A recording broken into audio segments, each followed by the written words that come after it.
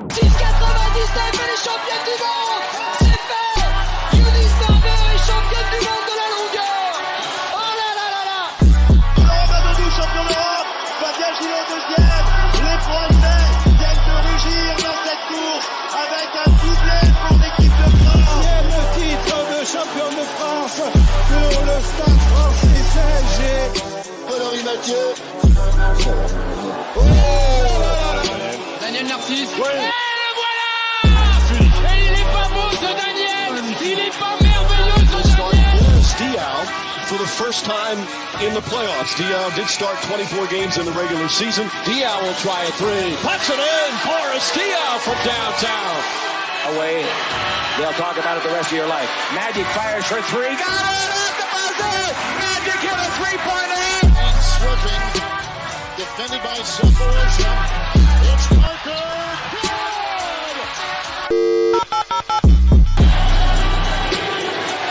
Zellers has George. George with 2 seconds to go. Puts it up and scores at the buzzer. Michael Jordan has won it for Chicago.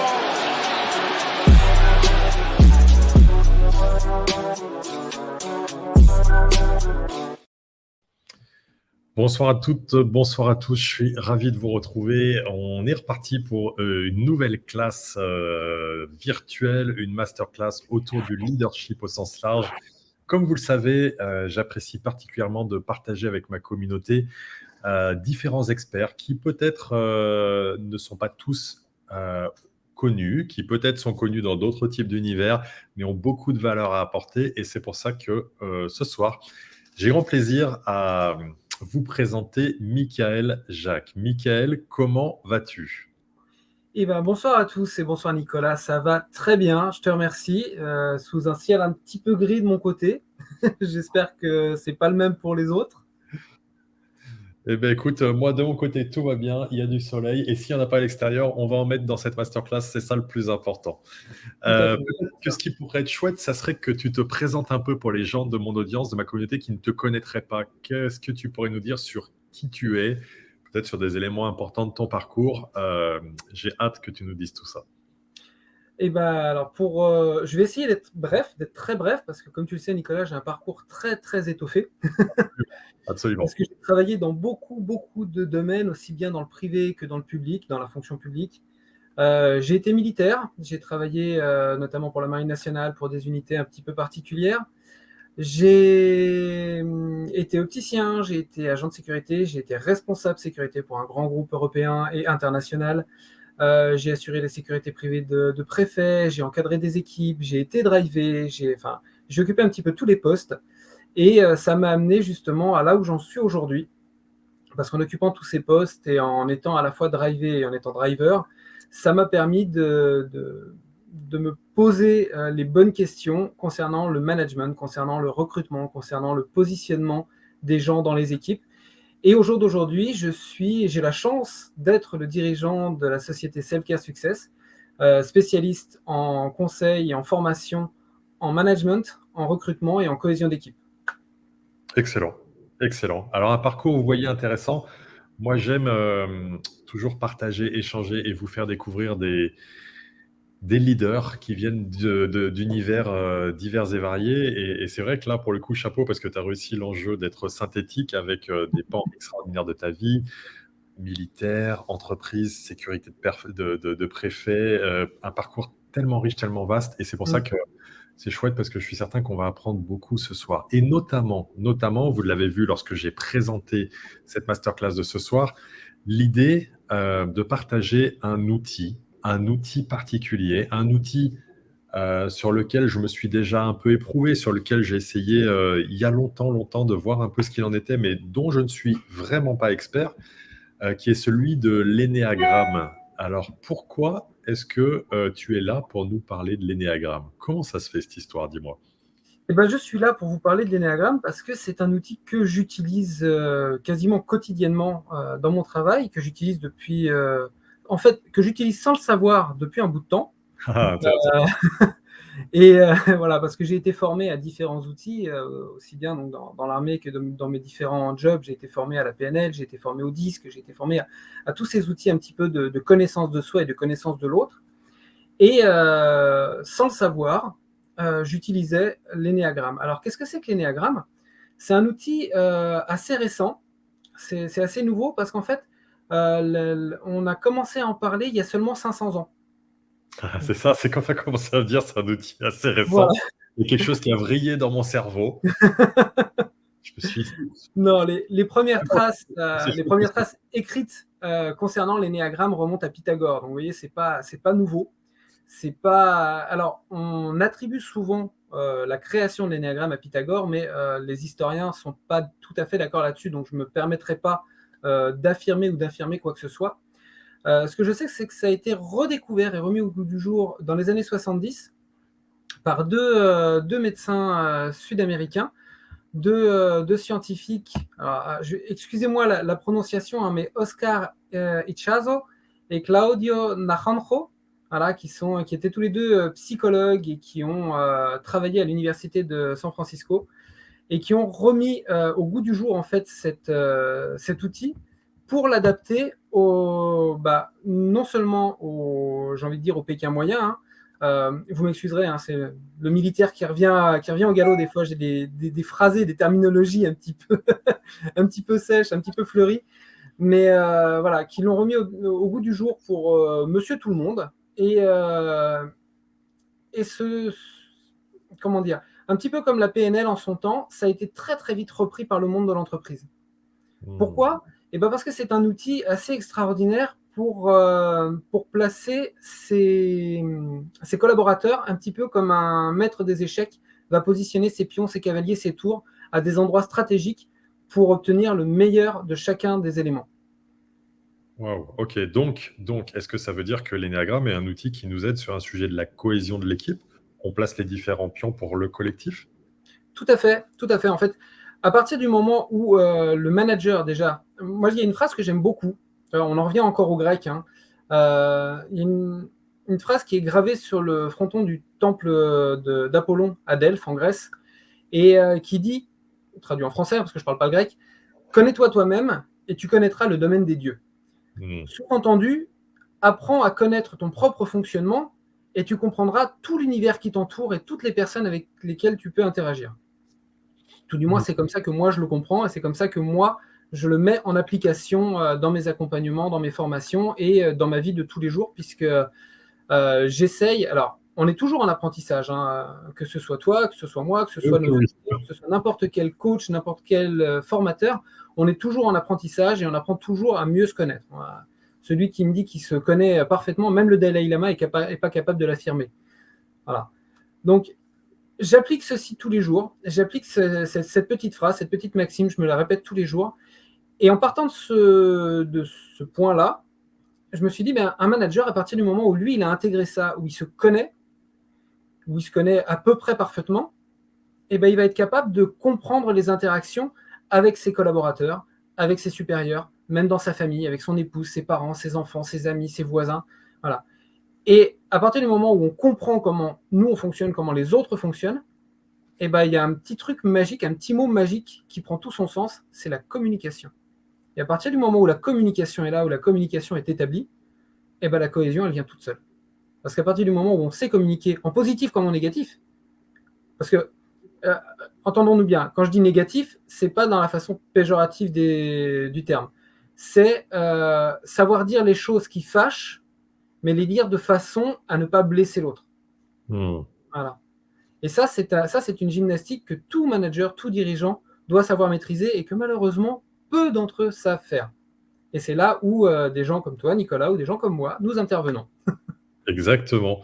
Donc, tu pars vraiment du prérequis que tout part de soi. J'ai un camarade qui s'appelle Greg Harvis, qui d'ailleurs a un programme qui s'appelle Tout part de soi. Et l'énéagramme, ce que tu nous invites à faire, c'est à nous questionner et à regarder d'abord ce qu'il en est de nous, dans notre personnalité à travers le modèle de l'énéagramme, pour ensuite voir comment justement ça va rayonner. C'est ça le point de départ? Tout à fait ça. C'est tout à fait ça, puisque, encore une fois, je repars sur cette petite phrase du temple de Delphes, c'est « connais-toi toi-même et tu connaîtras le domaine des dieux ». Donc, si tu comprends ton propre fonctionnement, si tu comprends qui tu es au fond de toi et quelles sont tes réactions par rapport à telle ou telle situation, mieux tu comprendras le monde qui t'entoure. et mieux tu interagiras avec le monde qui t'entoure.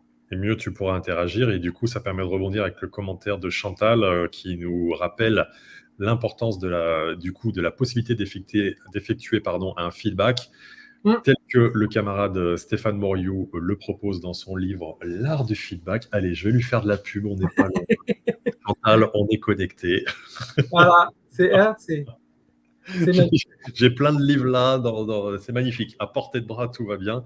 Ça permet justement d'aller travailler sur le feedback auprès de l'autre, notamment, et de voir ce qu'il en est. Est-ce que tu pourrais, parce que c'est pas évident que toutes les personnes qui nous suivent, d'ores et déjà, aient une vision claire de l'énéagramme. Peut-être que certaines personnes n'en ont jamais entendu parler, peut-être que certaines personnes en ont entendu parler un petit peu. C'est quoi l'énéagramme? C'est quoi ce truc? Comment tu pourrais nous vulgariser un petit peu ça pour démarrer? Alors, pour le Merci Chantal vulgariser, pour le bravo. Merci Chantal pour le bravo. alors pour le vulgariser, en fait, je vais partir déjà de la racine du mot, la racine étymologique, donc aîné qui veut dire 9 et gramme pour figure. Donc 9 figures, 9 positions, 9 profils. Alors je tiens juste à dire, je rebondis sur là-dessus avant de vraiment présenter à fond l'énéagramme, un commentaire qui a été fait sur LinkedIn sous ta publication qui annonçait aujourd'hui le live. Je l'ai vu. Voilà, de quelqu'un qui disait que les formateurs en énéagramme s'étaient promis, ou s'étaient juré, je ne sais plus comment il a formulé, et de ne pas utiliser l'énéagramme en recrutement. Alors, c'est vrai et c'est pas vrai. Pourquoi? Eh ben parce qu'en fait, effectivement, comme tout coach, comme tout thérapeute, comme tout professionnel, il y a une éthique à respecter.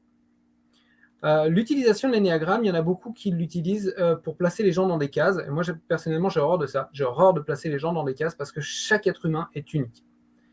Après, il y a des profils comportementaux. Et c'est en ça que l'énéagramme est intéressant, c'est que ça va nous permettre de sortir 9 profils comportementaux distincts, que je vous détaillerai après. J'ai préparé un petit visuel pour mieux expliquer mes propos. Mais à partir du moment où la personne, le recruteur, le formateur, le coach, le manager connaît ces profils, ça va lui permettre non pas de faire de la ségrégation, mais pas vraiment, je cherche le mot exact. De la discrimination, merci Nicolas. Vis-à-vis d'un tel ou un tel, ça va lui permettre justement d'affiner le positionnement de ses collaborateurs pour avoir un meilleur travail, un travail beaucoup plus efficace et surtout une meilleure ambiance dans l'équipe. Si vous mettez par exemple un type 1, le type 1 c'est le perfectionniste. C'est celui qui, pour le symboliser, une image que je pense tout le monde comprendra, même les plus jeunes, Claude François. Claude François, c'est je crois que s'il y avait une photo à mettre dans le dictionnaire à côté de perfectionniste, ce serait sa photo. Tout le monde le sait, c'était un tyran. C'était une vedette, c'était une star, c'est une immense star que même les générations qui arrivent connaissent ses chansons et admirent parce que c'était un magnifique chanteur. Mais par contre, c'était un vrai tyran et toutes les Claudettes, tous ceux qui ont bossé avec lui le diront. Et le type 1, c'est un vrai perfectionniste. Si vous mettez avec lui, par exemple, un type 6 qui est le loyal, eh ben, ça passe ou ça casse. Parce que le loyal, il va être loyal tant que les règles sont bornées et respectées. À partir du moment où il se sent trahi, il va faire un 180. C'est un peu le double face dans le jeu, dans Batman. Et vous avez un côté qui va vous suivre, qui va être à fond derrière vous, le bon petit soldat et tout. Mais s'il se sent trahi, s'il y a une trahison, alors là, c'est fini. Il vous tourne le dos et là, vous avez la face complètement disloquée et qui va vous faire la misère. Voilà. Ok. Si tu le permets, Nicolas, je vais partager mon écran pour mettre mon petit, slide. Est-ce que tu as la possibilité de le faire? Je le souhaite. Alors, normalement, oui, je dois avoir accès à présenter. Je vais présenter le slide et puis après, on répondra à la question de Patricia juste après, que l'idée, c'est aussi d'être interactif avec les gens de la communauté. Mais fais ton partage pour qu'on puisse y aller. À mon avis, poser le partage et le modèle permettra ensuite de répondre à cette question-là. Alors, attends, j'essaie de... Ah oui, parce qu'il me fait... Il faut juste que j'y arrive, il me fait partager... On va partager tout l'écran. Je suis désolé pour vous. Allez. Vous allez voir tout le hasard que j'ai à l'écran. Voilà, et on passe au diaporama. Hop. J'espère que tout le monde voit bien. Donc, qu'est-ce que c'est que l'énéagramme? Comme je vous les ai dit, c'est 9 figures. Vous voyez bien?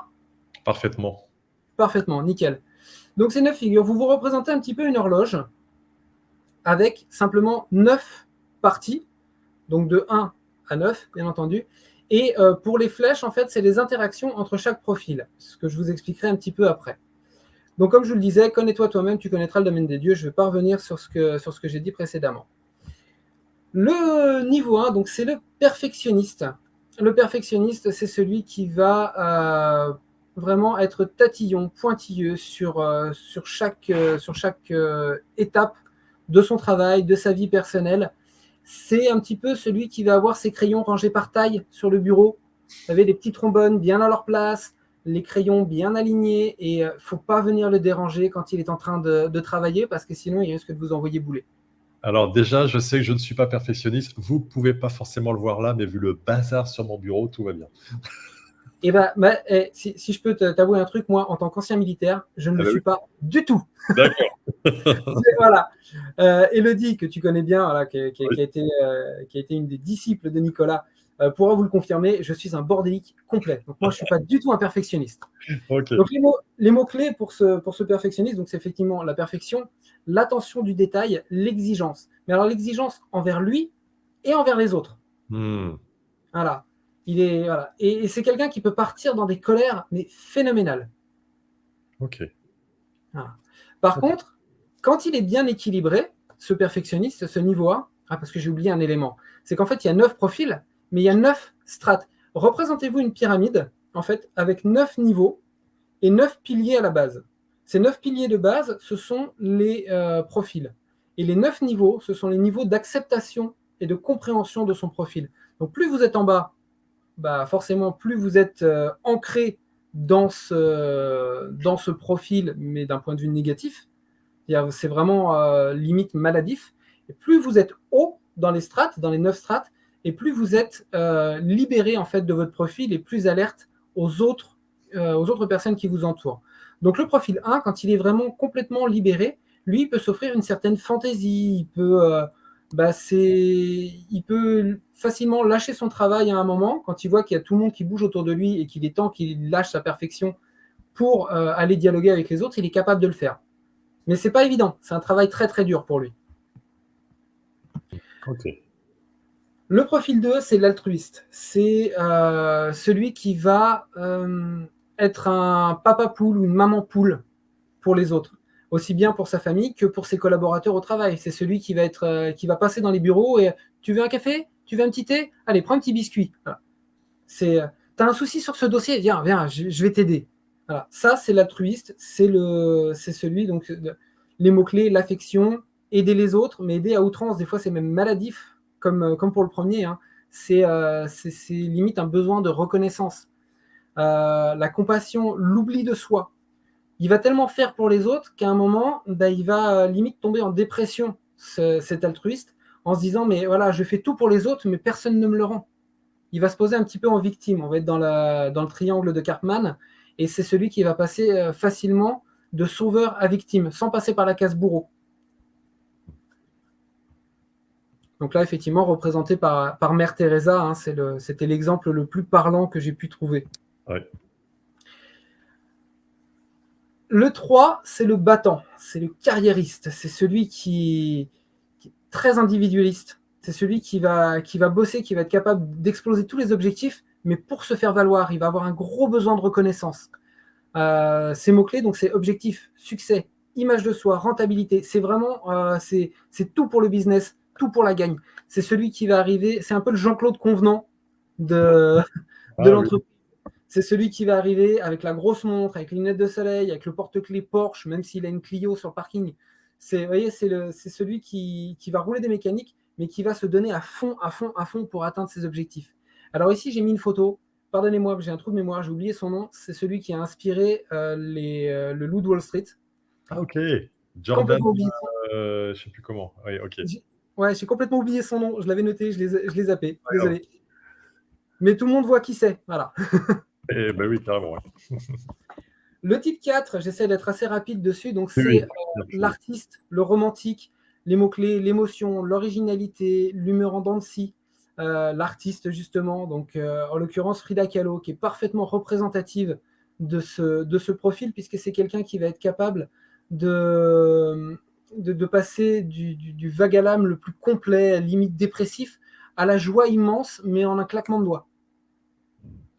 C'est un peu le professeur Trelawney dans Harry Potter. C'est des gens avec vraiment une âme d'artiste, qui vont être en sarouel, avec des châles, qui vont aimer la couleur, qui vont aimer partager avec les autres, qui vont aimer beaucoup la musique, le cinéma, la photo, la peinture, tout ça. Ensuite, on a l'observateur. L'observateur, donc, c'est l'érudit. C'est celui qui va aimer la connaissance pour la connaissance. Pas nécessairement pour le partage, mais pour la connaissance. Il va être en retrait, il va être curieux. C'est quelqu'un qui va être autonome, qui va être capable de travailler seul, de passer des heures dans ses bouquins tout seul, sans aucun contact avec les autres. Et son maître mot à lui, c'est vraiment ses savoirs, connaître.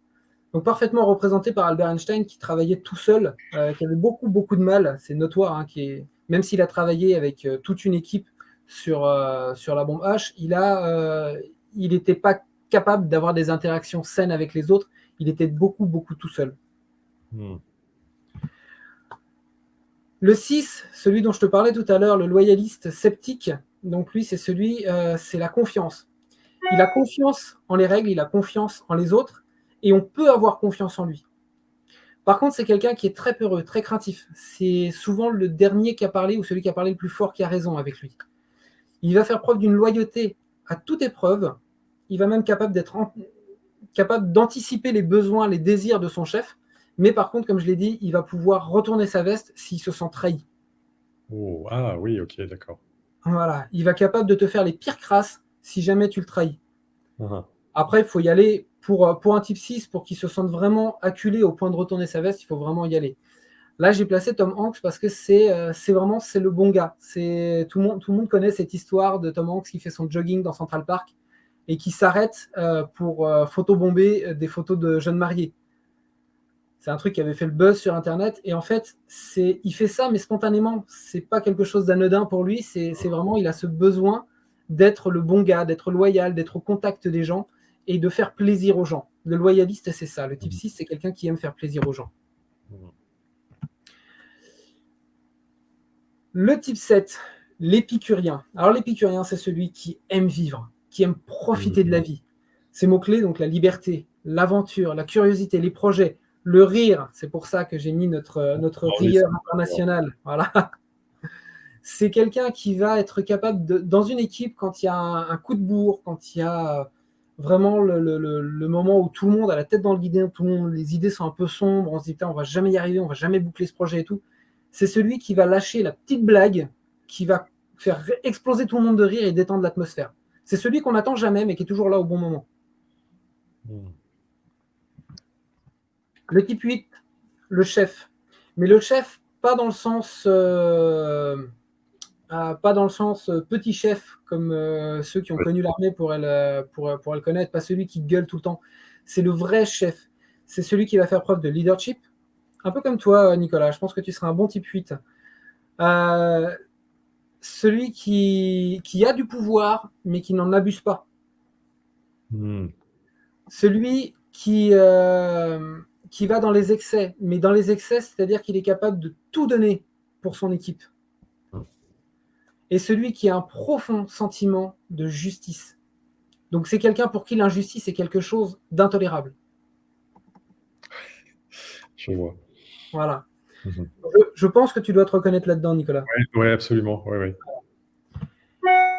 Et le type 9, pour bien finir, c'est le médiateur. Le médiateur, donc, c'est celui qui n'aime pas les conflits. Il va fuir le conflit à tout prix. Lui, c'est le mot-clé, donc ça va être le bien-être, ça va être l'écoute de l'autre. Ça va être quelqu'un qui est facile à vivre. Alors, c'est pas toujours vrai, mais j'y reviendrai dans quelques secondes. Et c'est quelqu'un qui sait prendre sa place. Mais par contre, c'est quelqu'un qui met des heures, voire des jours entiers à prendre une décision. Okay. Donc pour le perfectionniste qui est à côté de lui, c'est un pire calvaire. Bosser, mettre un type 9 et un type 1 dans un bureau, c'est quelque chose d'horrible. Mettre un type 9 et un type 3 dans un bureau, vous êtes sûr que c'est la guerre. Voilà. J'ai mis le Dalai Lama parce que forcément, c'est, comme dit le type 9, c'est un peu le bon copain, celui qui aime tout le monde, celui qui est capable de ramener l'harmonie dans un bureau. Et moi, je me reconnais bien là-dedans parce que c'est mon type, justement. D'accord. C'est pour ça que je mettais un petit bémol pour le facile à vivre. Je pense que mon épouse vous dira que je ne suis pas toujours facile à vivre. Mais encore une fois, ça dépend des strates où on se positionne dans la connaissance de soi. Ok. Voilà. Et alors, du coup, hyper intéressant et merci pour ça. Et tu as vu qu'on a Chantal qui demandait si le support que tu as proposé, tu pourras le partager possiblement en commentaire Chantal est sur LinkedIn, donc peut-être là. Bien sûr. Génial. Et on a Patricia qui pose une question euh, que je traduis. Ce qu'elle dit précisément, c'est le contexte est important, comment est-ce qu'il est pris en compte? Et donc la question, c'est, OK, on aurait ces profils. Alors déjà, ce que j'aime, c'est que tu as bien précisé qu'on ne parle pas de profil de personnalité. Tu as bien dit qu'il s'agissait d'un profil comportemental. Et c'est ce qui permet d'éviter de mettre les gens dans des cases, justement. Et c'est là où c'est riche et où dans le comportemental, on va trouver cette interaction avec les autres. Quid de la question du contexte et de l'importance de la prise en compte du contexte tel que Patricia nous interpelle sur le sujet? Alors, est-ce que tu peux préciser parce que Est-ce que, par exemple, si je suis, ce que je comprends de la question, est-ce que, par exemple, si je suis profil 8, ça peut évoluer selon le contexte ou pas? Et est-ce que si je suis dans un contexte plutôt aidant pour moi, au contraire contraignant pour moi, ça va jouer sur possiblement mon profil comportemental? C'est l'idée que je me fais de la potentielle question de Patricia. Très bien. Alors, pour répondre, je vais repartager mon écran 2 secondes pour vous montrer justement tout ça. Hop. Ça partage. Tout le monde voit? C'est bon, Non. je suis à l'écran? Non, Alors, là, je ne le vois pas apparaître. Tout à l'heure, c'était venu et du coup, j'ai mis à l'écran. Là, je ne vois pas apparaître dans l'arrière-pièce, je dirais, dans l'arrière-boutique. Alors, attends, je vais réessayer. Peut-être que... Tac. Essaye de refaire exactement la même chose que tu as fait tout à l'heure. Et on va voir Ah, si il veut plus repartager. D'accord. Eh ben, c'est pas grave. C'est bon, ça y est, tu devrais le voir. Oui, là, il est en train d'arriver. Et hop, Voilà. l'ajoute en diffusion. Alors, je ne vous remets pas en diaporama, j'y vais vite. Comme vous avez vu, il y a des flèches, en fait, qui vous permettent... Si, je vais quand même me mettre en plein écran. Ça sera bon. Voilà, ce sera plus parlant. Donc, comme vous le voyez, il y a les flèches vertes qui indiquent les flèches d'intégration. Donc, quand on est bien, quand on est détendu, on tend vers un autre profil. Je vais prendre mon profil à moi parce que je le connais, je le maîtrise mieux forcément. Hein, on parle bien de ce qu'on connaît bien. Oui. Moi, quand je suis en état relax complet, le médiateur que je suis peut passer très facilement en battant. C'est-à-dire pas dans la partie carriériste du battant, mais dans la partie atteinte des objectifs. C'est-à-dire que quand je suis vraiment détendu, si j'ai un objectif, eh ben, je vais me mettre à fond dedans et aller tout droit, tout droit, tout droit. Par contre, quand je suis en situation de stress, je vais quitter mon type 9, mais de stress vraiment intense, je vais quitter mon type 9 pour partir en type 6. Et là, je vais être un suiveur. Ok, Voilà. intéressant. Voilà. C'est là où on va trouver la question de la dynamique humaine dans toute sa splendeur. Tout à fait. Et ce qu'il faut savoir aussi, c'est que ça ne s'arrête pas à ça. Il y a les flèches qui permettent cette compréhension et ce passage d'un profil à un autre, mais on a tous un petit peu des profils périphériques, ce qu'on appelle les ailes. Donc moi, en tant que 9, j'ai un petit peu du perfectionniste, je peux tendre vers le perfectionniste, et je peux tendre aussi vers le côté chef. C'est-à-dire que mon côté, justement, le fait d'être un bon médiateur va me permettre d'orienter les gens et de pouvoir les diriger en tant que chef, en tant que leader et les amener à l'accomplissement de la mission. Et mon côté perfectionniste va me permettre justement de peaufiner les détails d'un projet pour pouvoir mieux faire passer l'idée aux autres. Voilà. Okay. Après, je poursuis juste avec ça, il y a ce qu'on appelle 3 centres qui permettent aussi de visualiser les possibles collaborations entre les profils comportementaux. Oui. Le premier centre, c'est l'instinctif, donc on reprend les profils 8, 9 et 1. C'est ces 3 profils comportementaux qui vont se fier à leur instinct. C'est-à-dire que quand, par exemple, moi je sais que quand je rencontre quelqu'un pour la première fois, avant même que la personne ait parlé, j'arrive à me faire une idée d'elle, sans être forcément critique, mais j'arrive à savoir si cette personne, je vais avoir des affinités avec elle ou pas, avant même de pouvoir parler avec elle. Parce que je me fie beaucoup à mon instinct. Précieux. Les profils 2, 3, 4 sont les émotionnels. Donc eux, c'est pas vraiment leur instinct, c'est leur sentiment. C'est qu'est-ce que va leur inspirer en fait une situation, une personne, et c'est ça qui va les faire réagir. Et enfin, les 3 derniers profils, eux, ça va être tout dans la tête. C'est-à-dire qu'ils vont passer leur temps à gamberger pour trouver la bonne solution, la bonne opportunité et la bonne façon de parler aux gens. Ok, donc ce qui est intéressant, c'est que par rapport à la question de Patricia, qui évoquait un peu plus tard en commentaire, par exemple, si j'ai eu un pépin le matin, ben, on comprend qu'on va sortir de notre profil que je qualifierais peut-être abusivement, mais de dominant, et avoir un profil plus adaptatif à ce qui est en train de se passer. C'est tout à fait ça. Tu as trouvé la bonne terminologie. Effectivement, on a un profil dominant, un profil principal, qui va après, au fur et à mesure de la journée, au fur et à mesure des interactions, au fur et à mesure des besoins, Oui. Évoluer soit sur les ailes, Ok, donc soit sur les 2 profils périphériques, soit sur les profils stress, donc les profils d'intégration ou de désintégration, les profils de relax ou les profils de stress. ok. Et du coup, c'est vraiment chouette. J'adore ce fait de faire ces masterclass en live parce que du coup, on peut interagir avec les gens et on a la question qui vient dans l'auditoire qui est OK, et comment est-ce qu'on détermine notre profil? Alors, pour déterminer son profil, il y a des questionnaires en fait qui sont établis. Certains de mes confrères se sont penchés là-dessus, ont établi des questionnaires très très pointus. Alors moi, j'en suis pas encore au point d'avoir sorti mon propre questionnaire. Je travaille en collaboration avec la personne qui m'a formé à l'énéagramme, que je salue au passage. Salut Pascal. Et qui a établi un questionnaire qui prend une petite vingtaine de minutes à réaliser au calme. C'est quelque chose de très très complet et qui va permettre de déterminer le profil. Et une fois que ce profil est déterminé, alors tout le monde ne le fait pas, mais nous en l'occurrence avec Pascal, c'est ce qu'on propose, c'est de recevoir un document qui fait environ 17 pages, qui reprend toute l'historique de l'énéagramme, qui explique comment fonctionne l'énéagramme, tout à fait comme je viens de le faire à l'instant, et qui en plus va reprendre l'explication du profil principal par rapport aux réponses. Voilà. Donc vraiment, c'est pas un texte bateau, basique par rapport au profil, c'est vraiment, il va reprendre par rapport à nos réponses, pourquoi on a déterminé qu'il était de tel profil, et pourquoi on a déterminé que ces profils secondaires, que les autres étaient ces profils secondaires. Ok, très bien.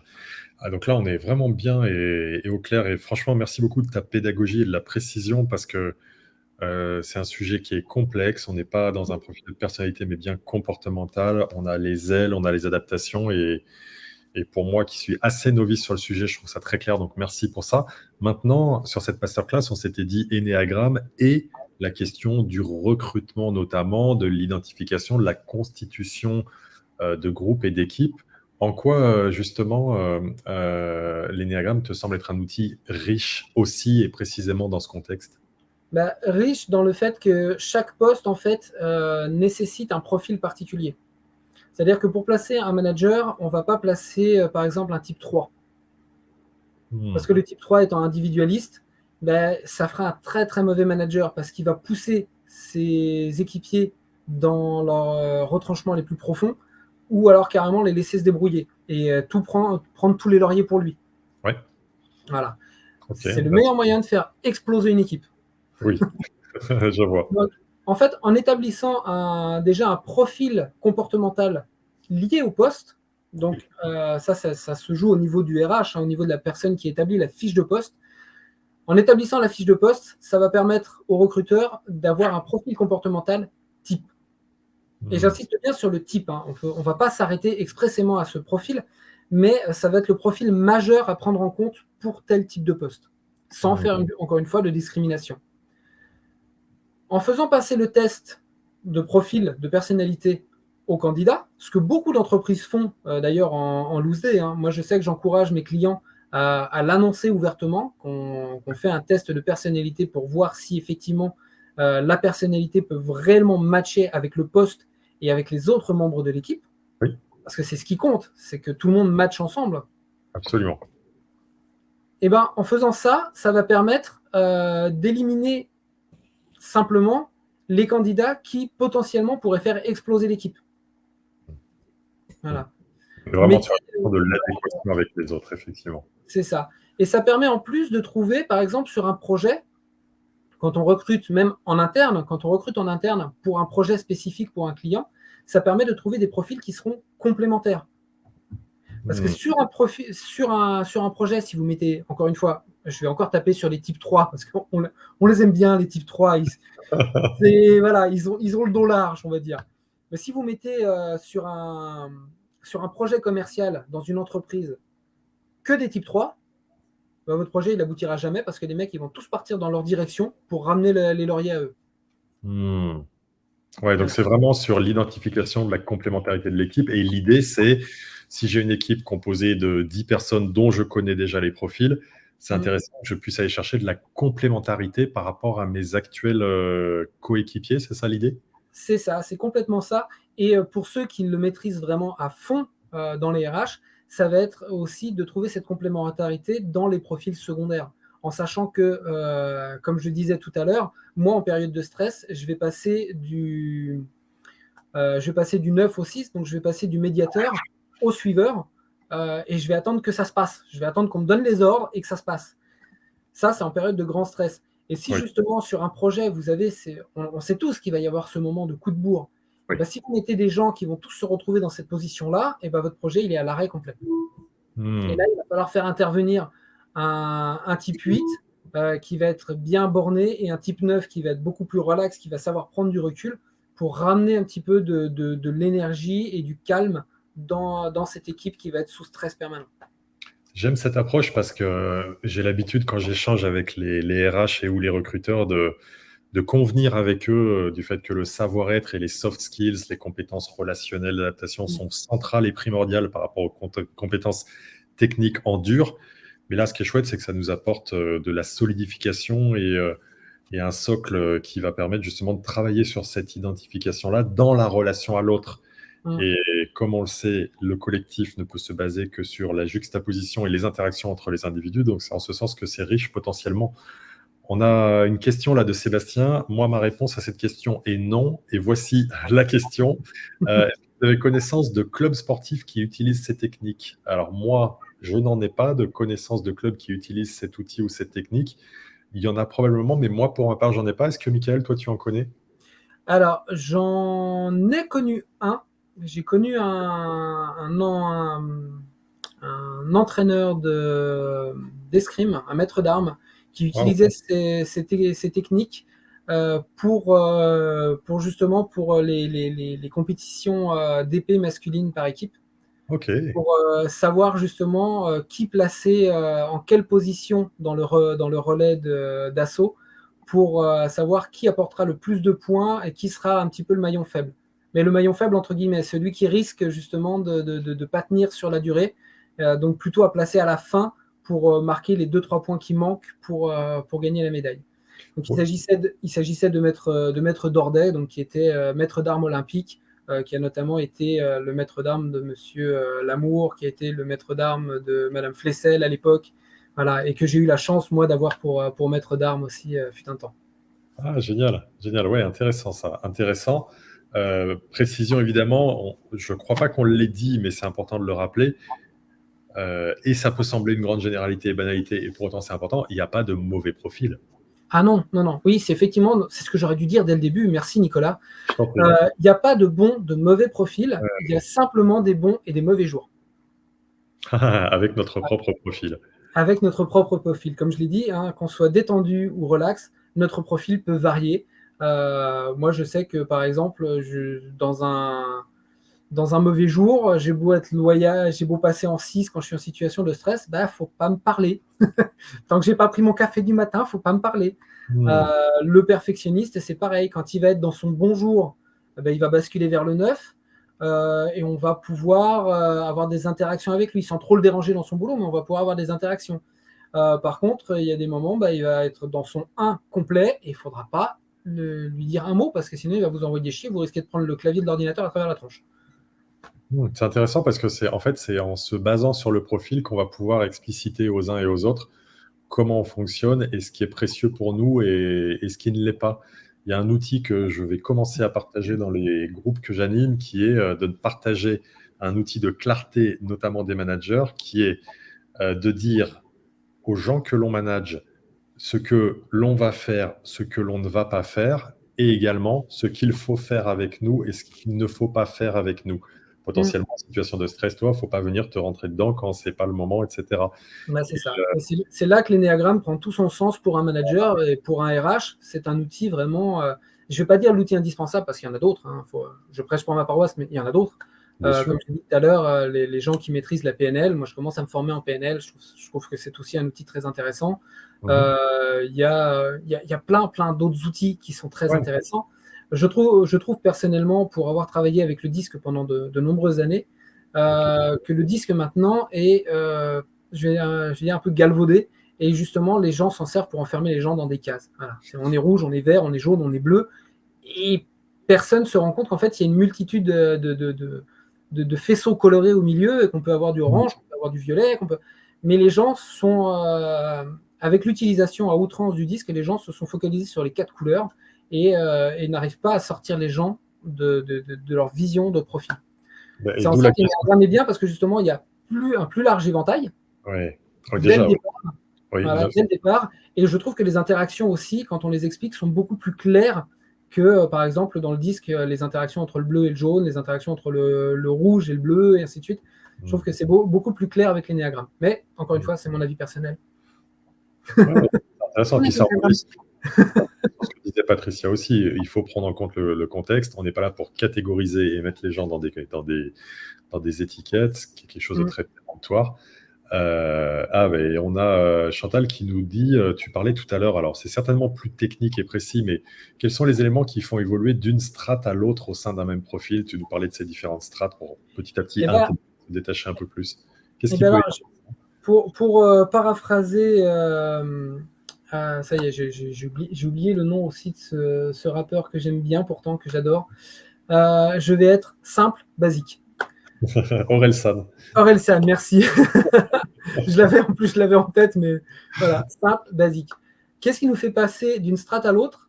C'est la connaissance de soi. J'en reviens à ce que j'ai dit dès le départ. À partir du moment où vous faites un travail sur vous, où vous apprenez à mieux vous connaître, à mieux vous comprendre, et ben vous arriverez à évoluer dans les strates. Ce travail sur soi, alors moi personnellement, je ne suis pas à fond pour tout ce qui est un peu perché, sans que ce soit péjoratif. Nicolas, toi qui connais Elodie, tu sais qu'elle essaye désespérément de me faire des méditations, des choses comme ça. J'ai pensé à Elodie tout de suite quand tu as dit ça. Voilà, je fais de la méditation, j'ai pratiqué le zazen pendant très très longtemps, j'ai pratiqué les arts martiaux pendant très longtemps, donc ça allait avec.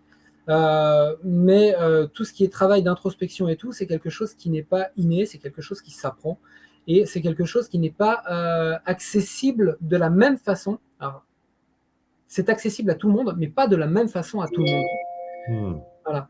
Donc, en fait, il faut trouver la bonne personne pour vous driver là-dedans, et qui va vous permettre justement de mieux vous comprendre, d'installer des routines qui vont vous permettre de travailler sur vous, qui vont vous permettre de trouver la plénitude, en fait. Et à partir de là, c'est à partir du moment où vous avez trouvé cette plénitude et cette pleine conscience de vous, et ben vous pourrez évoluer d'une strate à l'autre. Alors c'est pas métrique, hein. Faut pas dire voilà, j'ai atteint tel palier. Non, c'est à un moment ou à un autre, vous vous rendrez compte, en faisant une petite introspection sur vous, vous vous rendrez compte que vous partez de l'an zéro, j'ai envie de dire, partez d'aujourd'hui, et dans 1 mois, 2 mois, 5 mois, 6 mois, 2 ans, vous faites le point. Voilà, je suis parti de là où j'en suis aujourd'hui. Et vous verrez que votre comportement, pas votre profil reste plus ou moins le même. Après, ça arrive, hein, il y a des gens qui arrivent à basculer d'un profil à l'autre au cours de leur vie. Mais en tout cas, votre comportement dans votre profil aura évolué. Et donc, ce qui veut dire que vous aurez changé de strate. Si par exemple, vous êtes un type 1 ultra maniaque et que vous arrivez un matin et que vos stylos ne sont pas en ordre, tout est en vrac dans le tiroir et que ça ne vous gêne pas, et vous saurez que vous avez évolué. Ouais, très intéressant. Voilà. Toujours le principe de mettre de la conscience sur ce qu'on fait, sur nos comportements, sur nos actes, d'essayer de comprendre petit à petit d'où ça vient. Quand on a la connaissance via l'outil de l'énéagramme, du coup de pouvoir connecter, ah oui, c'est mon profil qui amène ça positivement et qui peut en situation de tension, de stress, m'amener d'autres types pour le coup, de comportements qui sont moins efficaces dans la relation avec l'autre et de travailler avec. Waouh, magnifique. Franchement, écoute, merci beaucoup pour ces apports. Je suis vraiment ravi de cette masterclass. Elle a été riche, dense, précise. On a des gens là qui la suivent ce soir et dans mon groupe Facebook Mindset de Gagnant et sur LinkedIn et sur YouTube. On a eu beaucoup d'interactions, notamment avec des gens de chez LinkedIn. Donc, on mettra ton support avec tes coordonnées que je t'inviterai à ajouter dessus avant de partager le support, notamment sur LinkedIn, et je le mettrai sur les deux autres. Tout à fait. Où est-ce qu'on Je l'enverrai, puis je te laisserai le poster dans tes groupes. Je le mettrai. Où est-ce qu'on peut te retrouver si on veut aller plus loin sur ces sujets-là avec toi? On peut me retrouver sur mon profil LinkedIn où il y a toutes mes coordonnées, donc Michael Jacques SCS. Vous retrouverez le lien de mon site internet, le lien de ma page entreprise, donc Self-Care Success, le groupe Self-Care Success, qui regroupe plusieurs entités, plusieurs marques. C'est un groupe que je partage donc avec Elodie, hein, qui est la fondatrice et la dirigeante principale de notre groupe. J'allais dire sur Facebook, mais sur Facebook, c'est une autre facette de mon activité. C'est plus là du recrutement pur, où je poste des offres d'emploi pour des clients à moi. Et là, je joue par contre le recruteur, justement, en m'appuyant sur l'énéagramme. Magnifique. Magnifique. Écoutez, je vous invite à aller plus loin sur le sujet. Vous pouvez contacter Michael. On n'aura jamais assez de temps à consacrer à mieux se connaître, à mieux avancer, à mieux travailler sur soi pour déployer la meilleure chose qu'on puisse faire avec qui on est, avec nos atouts, nos limites, etc. Progresser, évoluer avec ça et du coup rayonner, inspirer le plus largement, et sans aucun doute que ce que tu nous as partagé ce soir à travers ton propre parcours, mais aussi cet outil, vont nous aider et vont y contribuer. Donc, je te remercie chaleureusement de ton temps, d'être venu nous partager tes savoirs et je te dis à très vite. À très vite. Et merci à toi de m'avoir invité. Ce fut un vrai plaisir. Bonne soirée à tous et au plaisir d'échanger avec vous. Merci beaucoup, Michael. On se retrouvera fort prochainement pour une nouvelle masterclass. N'hésitez pas, tiens, d'ailleurs, on pourrait faire ça s'il y a des idées de thématiques, de sujets, d'axes dont vous vous dites que ça pourrait peut-être répondre à certains de vos besoins. Ça me fera plaisir de pouvoir soit moi-même, soit trouver des intervenants riches et experts comme Michael qui viendront les partager auprès de vous. Merci encore d'être là. Je vous souhaite une excellente soirée et je vous dis à bientôt.